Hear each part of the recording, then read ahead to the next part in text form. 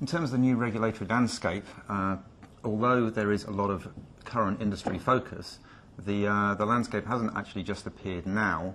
It has actually been in a process of evolution over probably the last 10 years. Some of the major regulations that are impacting the financial services industry have entered a second or a third phase, or even more phases in the case of UCITS, as the industry has become clearer on what it wants from these regulations.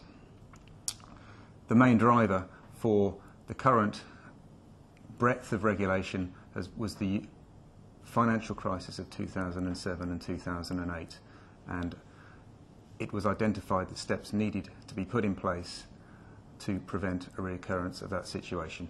The global financial services industry is affected by the regulations. There are so many regulations out there that it is very unlikely that any financial services organisation will be unaffected. The regulations are primarily being driven out of the United States and Europe, but there are also some more specific regulations affecting other jurisdictions. The implications for asset managers are significant because of the sheer volume of regulation that is currently out there. The regulations are evolving, which makes it more challenging, but asset managers need to properly establish which regulations are going to impact them and introduce appropriate programs of work to be able to implement the necessary solutions to the requirements of the regulations. This inevitably will be a very costly exercise for the investment management community.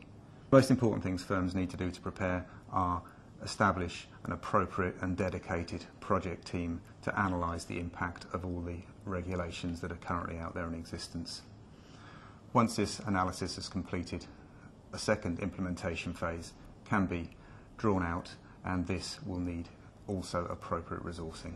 DST Global Solutions have established a global initiative to analyse the impact of the regulations across their product range and their client base. We will be working with our clients to establish the full impact of the regulation and the impact on their business.